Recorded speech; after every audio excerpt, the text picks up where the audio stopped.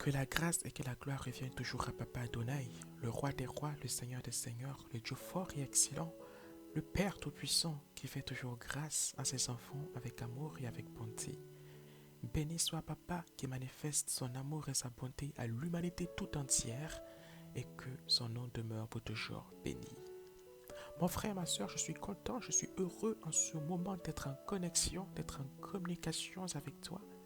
Car Papa Adonai a permis à l'homme de découvrir les moyens de communication afin de permettre à ses enfants de communiquer ensemble, d'échanger ensemble d'un point à un autre de la planète afin que nous puissions, fils et filles de Papa, être unis et être ensemble toujours liés les uns aux autres. Et l'ennemi qui a l'habitude toujours de copier, a copié toutes ces révélations que le Père a données à son peuple pour en faire également un mauvais usage. C'est pourquoi mon frère, ma soeur, quand tu regardes le monde, quand tu regardes l'humanité avec un regard spirituel, tu te rendras compte de beaucoup de choses. Tu verras beaucoup de choses que l'esprit de Papa Adonai te révélera. Mon frère, ma soeur, la parole de vie est forte et la parole de vie est puissante. C'est pourquoi notre Seigneur Jésus-Christ nous a dit que l'homme ne se nourrira pas seulement de pain, mais aussi de toute parole qui vient de Papa Adonai, qui sort de la bouche de notre Dieu, de notre Père céleste.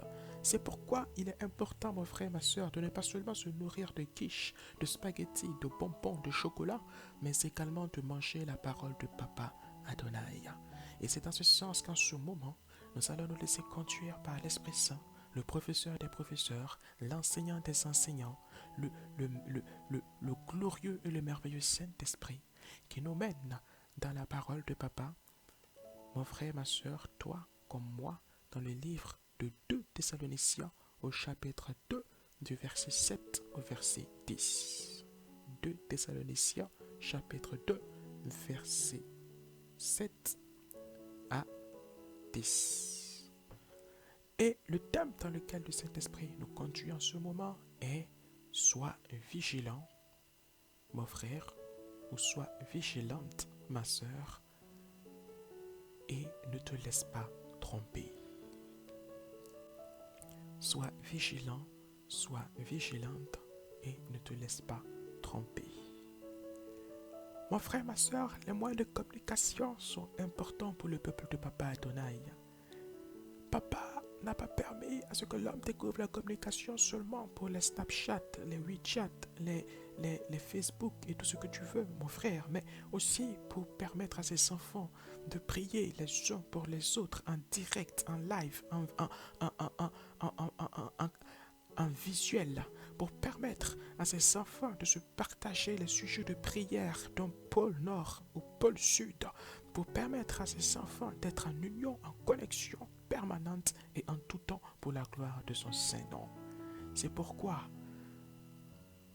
Papa souhaite que son peuple soit toujours uni, avance ensemble, main dans la main. Alors écoute bien mon frère, écoutons bien ensemble ma sœur, tout comme moi aussi. Il était une fois un homme riche, fort et prospère, vivant avec sa famille. Il avait de nombreux enfants composés de filles et de fils. Et au nombre de ses enfants, il avait un fils aîné. Cet homme, ce père bon et agréable, aimait ses enfants et avait soin d'eux. Et les enfants aimaient aussi leur père et se souciaient toujours de marcher dans ses voies. Chaque jour, à midi 00, le fils aîné de la famille dressait une belle table dans la cour. Sur cette table, il mettait tout ce qu'il y avait de plus désirable comme viande, comme boisson, comme jus, comme repas. Il mettait sur cette table tout ce qu'il y avait de plus désirable à manger. à boire, afin que les enfants aient toutes les vitamines nécessaires, afin que ses frères et ses sœurs aient toute l'énergie nécessaire pour œuvrer pour leur papa, pour s'occuper bien de la famille, de la maison et être heureux par-dessus tout. Chaque midi, cet aîné procédait de la sorte, et ses frères et ses sœurs se retrouvaient autour de lui, autour de cette table, pour manger et s'égayer dans la joie et dans le bonheur. Et à côté de cette maison, de cette belle maison vivant heureux avec le bon père, se trouvait aussi une autre famille, à la tête duquel se trouvait un homme, aussi un papa, mais un méchant papa. Et ce méchant papa était extrêmement jaloux de la famille du bon père qui était dans le voisinage.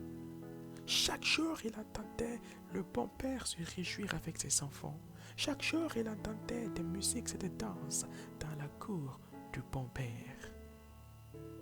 Et cela le jalousait énormément. Au fort de sa jalousie, il se mit un jour à observer par-dessus le mur pour voir ce qui se passait dans la famille du bon père.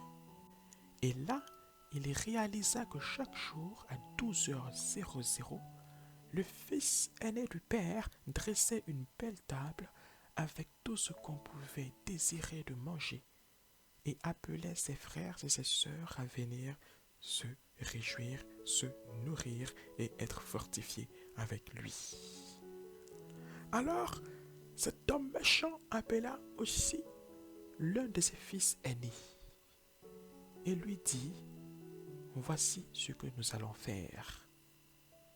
Tu vas aussi également dresser une table, comme je vois faire le fils aîné du voisin. Tu vas sur cette table disposer les plus beaux plats et les plus beaux couverts qui soient. Et tu vas les fermer exactement à 11h00, 1 heure avant midi.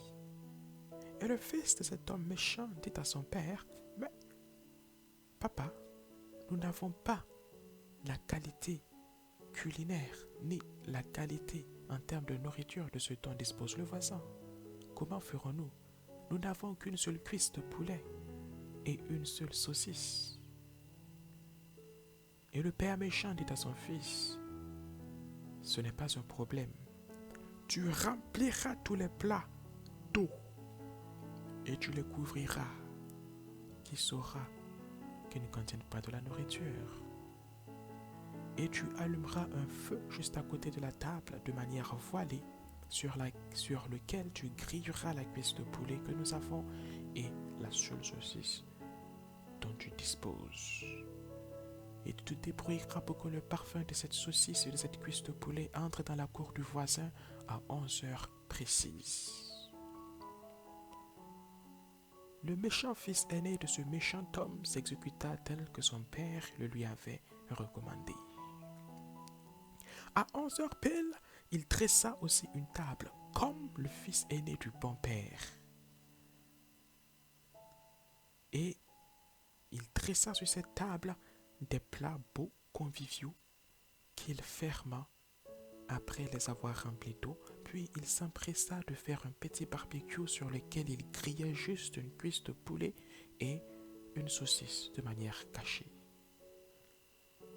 Pendant ce temps, dans la cour voisine du bon père de famille, les fils et les filles du bon père de famille se mirent à sentir le parfum bien odorant de la viande grillée, de la saucisse à la braise et du poulet à la braise. Fort intrigués par cette odeur, certains des fils coururent et s'agrippèrent à la palissade pour voir de l'autre côté donc de la palissade ou du mur ce qui se passait dans la cour voisine. Et ils aperçurent là une belle table dressée avec des beaux couverts et des plats extrêmement beaux. et attirants qui les faisaient déjà saliver. Et le parfum de la grillade charriait leurs narines et les excitait énormément à manger. Alors, le bon père, aux alentours de 11h30, 30 minutes avant que son fils aîné ne dresse habituellement la table, aperçut ses fils et ses filles agrippés à la palissade et regardant dans la cour voisine. Il les appela. Il leur dit: prenez garde, car ce voisin n'est pas habité par de bonnes pensées. Prenez garde, car je connais ce voisin. Il était aussi jadis un membre de cette famille. Puis, il s'est en allé pour former sa propre famille dans des mauvaises circonstances, sans m'en parler et sans aucun respect à mon égard. Prenez garde à vous, mes enfants. Dans 30 minutes, ce sera midi, ce sera l'heure de manger. Et comme d'habitude, votre frère aîné dressera la bonne table pour vous. Certains enfants de cet homme, de ce père de famille paisible et bon, obéirent à leur père et détachèrent leur regard de la cour voisine, se détachèrent de la palissade ou du mur et revinrent aux pieds de leur père, qui leur donna de quoi goûter sans couper leur faim, afin qu'ils puissent savourer le repas de leur aîné à midi 00. Mais certains, mon frère, ma soeur, de ces enfants n'obéirent pas à leur père et restèrent là accrochés à la palissade. Et alors l'homme méchant, voyant que les fils du bon père s'accrochaient à la palissade et languissaient, les invita à venir chez lui manger à sa table. Oh, écoute-moi bien mon frère, écoute-moi bien ma sœur. Ces enfants-là ont désobéi à leur père et ont commencé donc à 11h30 à aller où? Dans la cour du voisin méchant, en obéissant par contre à son appel. Au même moment, certains des enfants qui avaient désobéi au bon père, se rendant compte de la ruse de l'homme méchant, s'enfuirent et retournèrent chez leur papa. Il n'était pas encore midi. Ils se répandirent auprès de leur père qui les accepta à nouveau. Et pendant ce temps, ceux qui avaient totalement désobéi et n'étant pas revenus sur leur pas pour se repentir,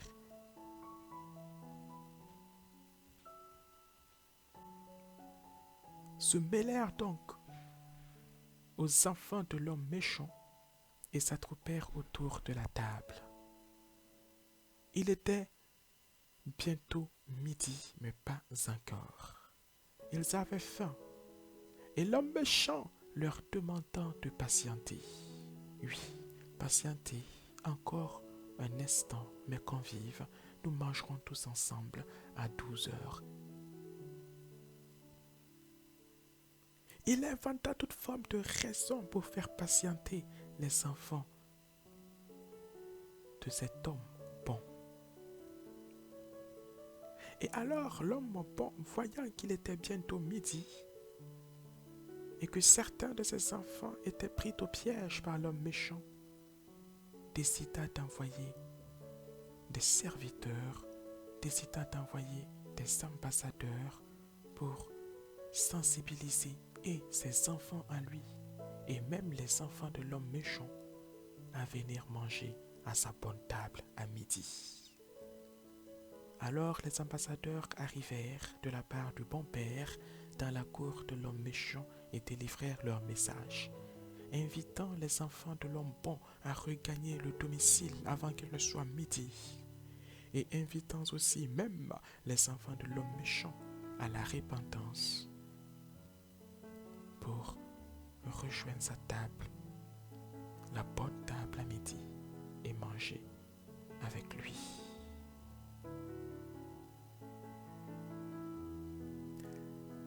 Mais cet homme méchant, ainsi que ses enfants méchants, et même les enfants de l'homme bon qui ont décidé de s'unir à la famille méchante, se saisirent des ambassadeurs, les rouèrent de coups, les frappèrent proprement, tuèrent certains d'entre eux, et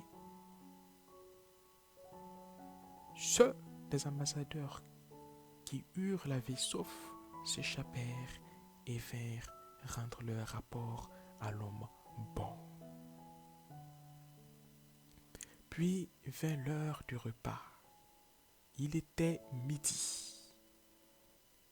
À midi, 00, les enfants de l'homme bon qui s'étaient retrouvés dans la famille de l'homme méchant ne purent plus attendre, car ils savaient qu'au même moment, dans leur famille, leur frère aîné disposait déjà la bonne table avec tout ce qu'il y avait à manger de bon dessus. L'homme méchant, ne pouvant plus cacher sa stratégie, fut contraint de laisser les enfants de l'homme bon qui étaient restés avec lui accéder à la table et ouvrir les plats. Alors ces derniers ouvrirent les plats et se rendirent compte que les plats étaient remplis d'eau. Ils regardèrent sur la table où était située la grille, le charbon ardent, où était être censé rôti la bonne chair dont ils sentaient la bonne odeur, et se rendirent compte qu'il n'y avait qu'une seule saucisse et une seule cuisse de volaille, de poulet. À l'instant même, ils se rendirent compte qu'ils étaient perdus. À l'instant même, ils voulurent fuir pour retourner auprès de leur bon père. Mais les fils de l'homme méchant obéirent à leur père et se saisirent d'eux, les capturèrent et en firent donc leurs prisonniers. Mon frère, ma sœur, certains d'entre eux purent tout de même s'échapper de la cour avant d'être saisis et d'être faits prisonniers. Ils réussirent à revenir auprès de leur famille d'origine, mais se rendirent compte que le banquet avait déjà commencé, que le frère aîné avait déjà dressé la table, que le repas avait déjà commencé et que tout le monde s'égayait, dansait, fêtait en joie à l'intérieur de la cour. Ils frappèrent à la porte de la cour afin qu'on leur ouvrir et qu'ils puissent eux aussi accéder au banquet. C'est ainsi que le frère aîné vint ouvrir la porte et les regarda et demanda « Qui sont-ils » Ils dirent au frère aîné « Mais ne nous reconnais-tu pas, grand frère? Nous avons toujours été là avec toi. Nous avons toujours tenté d'obéir à tes commandements, à tes ordres. Quand tu nous disais nettoie le salon, nous le nettoyions. Quand tu disais arrose le jardin, nous l'arrosions. » Et l'aîné leur répondit, si donc vous êtes mes frères et mes sœurs, qui m'aviez obéi tel que vous me l'avez dit, pourquoi n'êtes-vous pas à l'intérieur avec les autres et d'où venez-vous? Que faisiez-vous là où vous étiez? Quand les ambassadeurs envoyés par le Père et par moi-même vinrent auprès de vous pour vous rappeler avant que ne sonne midi 00, qu'avez-vous fait? Retournez d'où vous êtes venus. Allez-vous-en, je ne vous connais pas. Mon frère, ma sœur, la question que j'aimerais te poser là, à quel groupe aimerais-tu appartenir?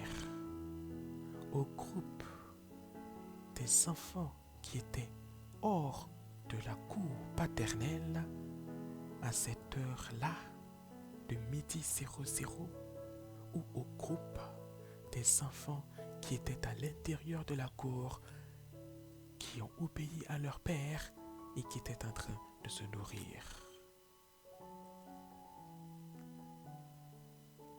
La parole de Papa nous dit, mon frère, ma soeur, que nous sommes dans le monde, mais que nous ne sommes pas du monde. Quelle est ton attitude aujourd'hui en tant que chrétien? Quelle est ta manière de fonctionner, de marcher aujourd'hui dans ce monde en tant que chrétien? Te rappelles-tu que tu es dans le monde, mais que tu n'es pas du monde? Est-ce que tu es conscient que Papa revient bientôt? Est-ce que tu es conscient que le Seigneur Jésus-Christ revient bientôt? C'est toutes ces vérités-là, mon frère, c'est toutes ces réalités-là, ma soeur, que nous devons garder au plus profond de nous-mêmes. 1 Jean chapitre 2, versets 15 à 17. Mon frère, ma soeur, tu es dans le monde, non pas pour partager les convoitises du monde, non pas pour manger à la table du monde, non pas pour vivre les désirs du monde, mais tu es dans le monde pour représenter l'amour du Père. Tu es dans le monde pour représenter la puissance de Papa, pour manifester la puissance de Papa Adonai. Tu es dans le monde pour manifester le bon visage du Père. Car, mon frère, ma soeur, ta place est aux côtés de Papa Adonai, à la belle table que le Seigneur Jésus-Christ, notre Seigneur, va bientôt nous dresser à son retour. Tiens bon, mon frère, tiens bon, ma soeur, afin qu'en ce temps-là, tu fasses partie du bon groupe autour de la bonne table. Et suivant le Saint-Esprit, mon frère et ma soeur, sur ce thème important qu'il nous a donné, nous lisons donc dans 2 Thessaloniciens, chapitre 2, versets 7 à 10. Car le mystère de l'iniquité agit déjà. Il faut seulement que celui qui le retient encore ait disparu. Et alors paraîtra l'impie que le Seigneur Jésus détruira par le souffle de sa bouche et qu'il anéantira par l'éclat de son avènement. Qui est l'impie ici, mon frère, ma soeur? Écoute bien, l'impie, c'est celui-là que le méchant père de famille a envoyé dresser aussi une table comme le fils aîné du bon père de famille. C'est là l'une des stratégies de l'ennemi. Copier, coller. Il tente toujours de copier. De la même manière que le Père a envoyé son Fils pour sauver l'humanité, pour manifester son amour auprès des hommes, l'ennemi aussi enverra son envoyé. Comme le Fils, pour tenter de séduire le monde, au travers aussi de miracles, au travers aussi de signes, au travers aussi de choses extraordinaires. Il enverra lui aussi, comme Papa Adonai a envoyé Jésus-Christ. Satan enverra aussi son impie dans le monde pour tenter de séduire le monde. Est-ce que tu comprends ça, mon frère? Est-ce que tu comprends ça, ma soeur? Alors fais attention de ne pas te retrouver autour de la mauvaise table. Alléluia. Nous poursuivons la lecture par la grâce du Saint-Esprit. Verset 9. L'apparition de cet impie se fera par la puissance de Satan avec toutes sortes de miracles, de signes et de prodiges mensongers. Est-ce que tu comprends à présent, mon frère, ma soeur? Cet impie envoyé par Satan, comme Papa avait envoyé Christ. Satan verra aussi son impie dans le monde, dans les temps qui viennent, pour chercher à faire des miracles, pour chercher à faire des signes mensongers, afin de séduire le peuple de Dieu. Il fera juste rôtir une seule saucisse et une seule cuisse de poulet sur la grille de manière cachée, afin que tout le monde sente la bonne odeur et croit qu'il est en train de rôtir un bœuf entier ou tout un poulailler de coqs et de poules entières, alors que non. Verset 10. Et avec toutes les séductions de l'iniquité pour ceux qui périssent parce qu'ils n'ont pas reçu l'amour et la vérité pour être sauvés. Mon frère et ma sœur, tu as reçu l'amour de Père. Mon frère et ma sœur, tu as reçu l'amour de Papa Adonai. Tu as reçu au travers de sa parole que tu as en ce moment, par sa grâce entendue, tu as reçu sa vérité. C'est pourquoi notre Seigneur Jésus-Christ a dit, vous connaîtrez la vérité et la vérité vous rendra libre. Le Père, dans sa grâce, t'a donné tout cela. Tu as, dans la grâce de Papa Adonai, reçu tout cela. Alors, comme le Saint-Esprit nous l'a enseigné en ce moment, dans 2 Thessaloniciens au chapitre 2, du verset 7 au verset 10, mon frère et ma soeur, fais tout ce que tu peux. Accroche-toi au Saint-Esprit qui t'a été donné dans la grâce du Père pour t'aider justement dans ce sens à te retrouver au bon moment, à la bonne table, à la table du Seigneur Jésus-Christ, le Fils aîné d'entre les frères que le Père a amené pour sauver ses enfants. Il revient bientôt. Il revient bientôt. Bientôt, ce sera l'heure de son retour, où il va à nouveau dresser la table. Il est encore temps de te repentir. Il est encore temps de demander pardon. Il est encore temps de revenir dans la bonne cour. Il est encore temps de te faire accepter par le bon Père. Fais attention, ne suis pas l'impie. L'impie qui va bientôt être envoyé, qui fera des miracles semblables à celui de notre Seigneur Jésus, qui fera des signes mensongers qui vont un peu ressembler à celui de notre Seigneur Jésus, mais qui seront derrière maquillés, masqués de fausseté, de mensonges, de tromperie, de séduction. Fais attention à ne pas te laisser aller. Tiens bon. Tiens ferme. Et pour entretenir en toi le discernement qui vient du Père, mange sa parole sainte. Mange sa parole de vie. En la mangeant, en la remangeant et en la recevant sous l'instruction et sous la conduite du Saint-Esprit qui t'a aussi été donné dans la grâce du Père, tu seras clairement informé, clairement fortifié, clairement nourri. Tu auras le discernement réel de savoir si celui-là qui t'appelle, qui te parle, que si celui-là qui tente de t'attirer vers lui est l'impie ou s'il vient réellement de la part de Papa Adonai. Et pour avoir donc ce discernement, demeure dans la parole de Papa, mange la parole de Papa, nourris-toi de la parole de Papa, sois fortifié en elle et par elle. Ne cherche pas à la manger avec tes yeux et avec ton mental. Laisse toujours le Saint-Esprit qui nous a été donné dans la grâce du Père t'enseigner, te conduire, te guider, afin que devant l'impie, tu ne te laisses pas tromper. Alléluia. Que la grâce et que la gloire reviennent toujours à Papa Adonai. Que son nom soit éternellement pour toujours béni. Que son nom soit éternellement pour toujours élevé et adoré. Papa est bon. Papa est merveilleux. Papa est le bon Père. Papa est le Père excellent. Alors écoutons-le. N'envions pas le monde. N'envions pas les choses qui se font dans le monde.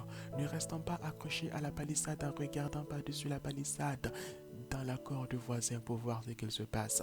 Ne nous laissons pas duper par les faux parfums de semblant de bonne nourriture. En vérité, tous ces beaux plats que tu vois, mon frère, ma soeur, dressés sur les tables du monde sont des plats vides.